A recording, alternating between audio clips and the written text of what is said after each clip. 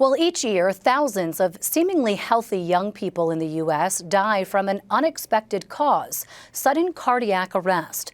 A new law signed by President Biden this week, known as the Hearts Act, is aimed at reducing that number and saving lives. It'll set aside federal money to pay for defibrillators and CPR training in schools and child care centers. As Ted Goldberg reports, the legislation was inspired by young New Jersey residents who died from sudden cardiac arrest, including Kidem Sherrod of Edison, who collapsed and died at just 17 during track practice from an undiagnosed heart condition.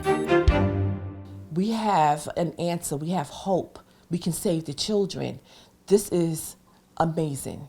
Razina Walker hopes the Hearts Act can save people suffering from sudden cardiac arrest, something that led to the death of her 17-year-old grandson, Kidem Sherrod.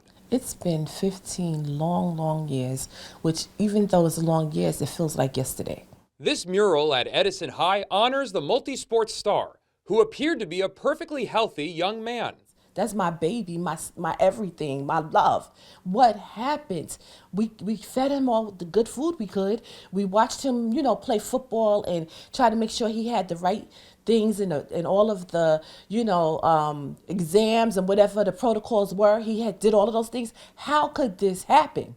Unbeknownst to him or his family, Sherrod had hypertrophic cardiomyopathy, an undiagnosed heart condition, and went into cardiac arrest during track practice. Kidem was the strongest one in the family. He was a football player, he was strong, and he was looking to go to the NFL. The Hearts Act had stalled in Congress when introduced in years past.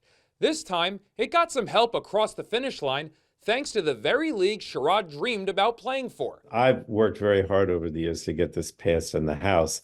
But the reason, I won't say the only reason, but a major reason why it passed the Senate was because he pushed for it. He is Damar Hamlin, the NFL player who collapsed after an otherwise harmless-looking tackle 2 seasons ago.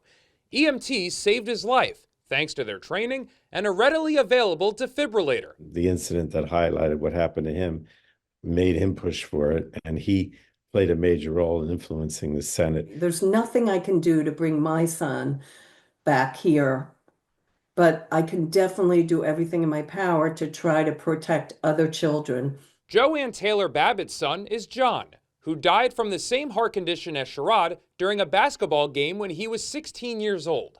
Joanne watched the Damar Hamlin game live and went through mixed emotions after his recovery sparked national conversations about heart health. They were doing everything that they could to save his life, and they were doing it textbook. So that made me so excited because I knew, he's going to be okay. The other emotion, though, was why does it take this national event on TV to make people aware that as a society, we need to make sure that people are prepared to respond to a sudden cardiac arrest? And then I get the other emotion again, like, you know what?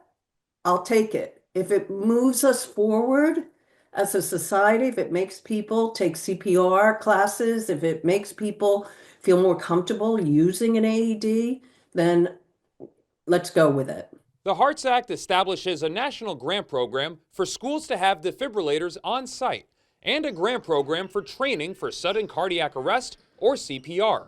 Walker hopes it helps spread awareness. I went to sleep eating, crying, waking up with that word, hypertrophic cardiomyopathy, something that not many people knew about. Part of the problem is that this is a sort of a hidden disorder, if you will. In other words, people, hopefully this changes now, because until now, I think a lot of people just didn't realize that this was happening. For Walker, the passage of the law marks a significant milestone in her years of advocacy.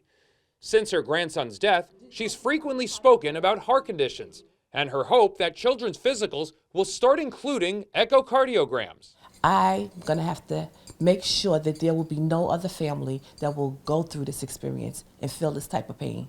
I'm going to get out there and do whatever I need to do.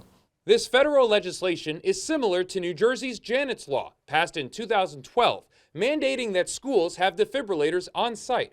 Congressman Frank Pallone says the big help for New Jersey will be the federal funds made available, hopefully to help save the lives of people suffering from sudden cardiac arrest. In Edison, I'm Ted Goldberg, NJ Spotlight News.